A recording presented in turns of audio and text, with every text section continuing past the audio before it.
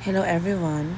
So today, pupunta kami ng Tagaytay nila Tita Esther, Tita Mila at Tita Ruth kasi uuwi na si Tita Mila bukas.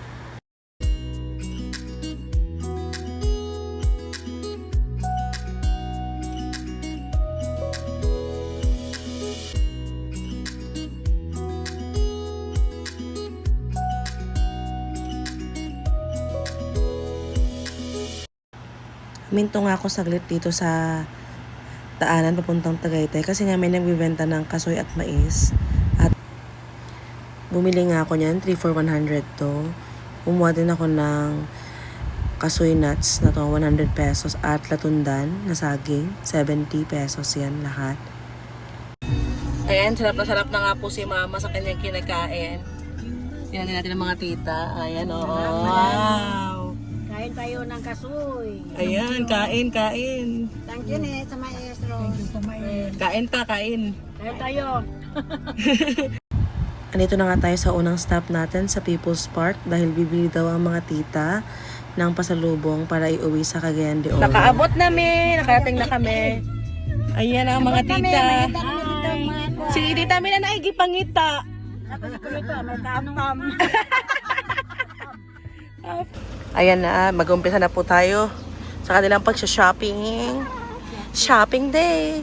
Na, tara. Pangita ano, paliton. Ot. Souvenirs. Ayan, tita.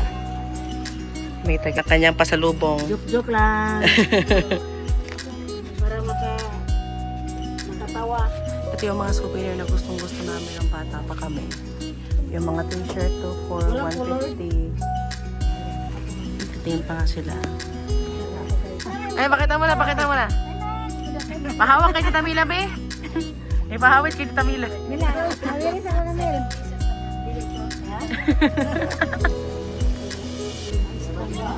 Hey,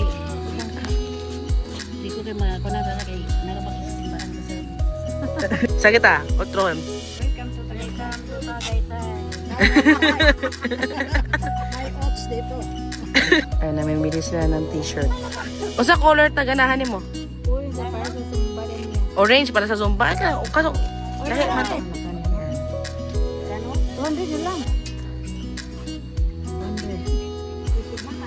Sa tote bag po 250 po. Sige, palit na sa kit kay Kagayan kay 50 isa kalinin. O, pag inangat mo. Istong, o. Muli na. Abrihan mo. Iangat mo yung barrel. Ay! Alahit man. Putin. Muli ni? Oo.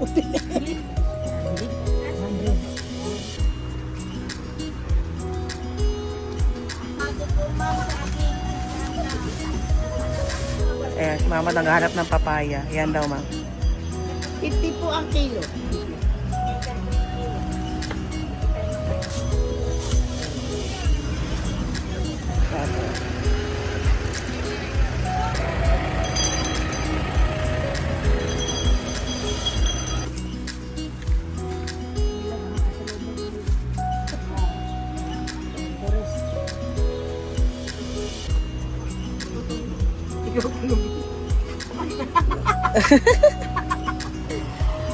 Bigay mo sa pamangkin mo.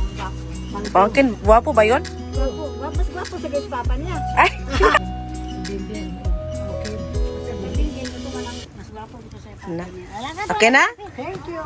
Hindi na mo magpahit ng, magkakapahit ng pagkain, di ba? Palit na ako sa pagkaon. Yan, balik na kami at kakain na. Kamanta. Ay, nagbalik ka dira. Hindi na nga kami aakyat ng People's Park dahil gutom na kami. Ayan. So, nag-free taste ka ta? Nag-free taste mo? Dilawi be? Yung lami? Okay? Ayan, ang kustin.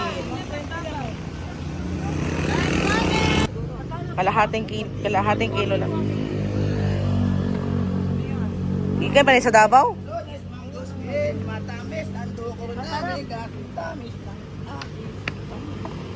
Patita. Nag-free taste.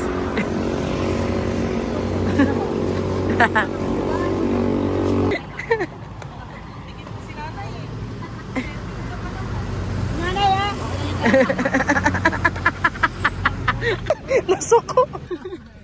Kain, kain, kain. Saan makain niya lagi panguha? Kao na galing.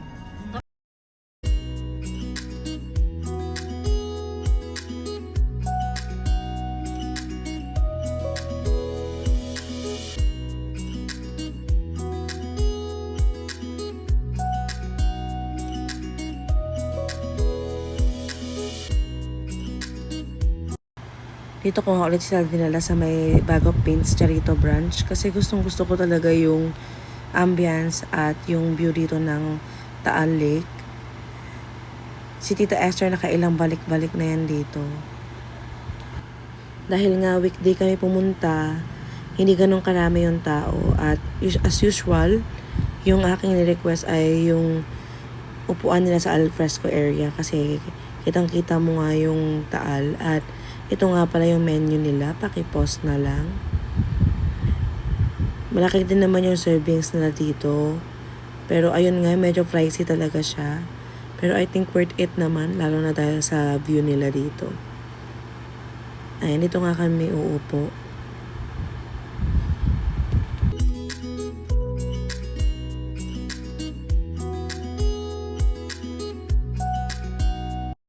Nag-iisip na nga sila ng mga orderin nila na mga drinks. Habang maaga pa nga lang ay kinolekta ko na ang kanilang mga magic cards. At may bakery din pala sila dito sa loob. Marami kayong pwedeng bilhin. Tulad nitong mga beans mismo nila na ginagamit. At ayan ang price list nila. At meron ayan ang mga ulam. Sisig, pansit,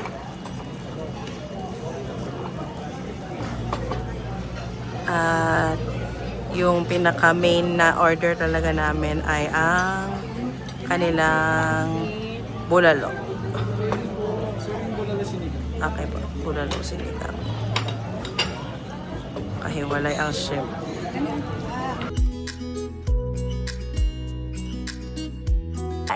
Kain na mga tita. Sige, video.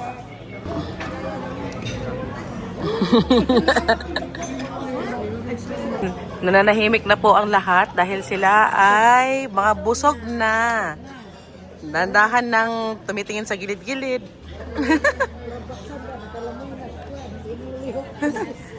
Hindi na sila makakilos. Paalis na nga kami. At naalala ko before, nung huling punta namin dito, na witness namin yung minor eruption ng Taal. Kami, uwi na. Uwi na lagi. Ang F4. S4 mo, S4. S4 ka eh. Senior 4.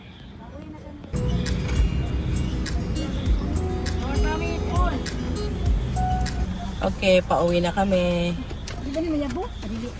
Okay. Yan, mga pauwi. Minto nga muna ulit kami dito sa may Cecilia's Buko Pie at Pasalubong para bumili nga ng buko pie. Si mama gusto rin sana ng pineapple pie pero pre-order lang pala yun. Kailangan mo siyang orderin in advance. At kaya kumuha nga ako ng mga pampasalubong na bibigay kila tita. Yan ang price list nila. Ayun lang. Maraming salamat sa panonood.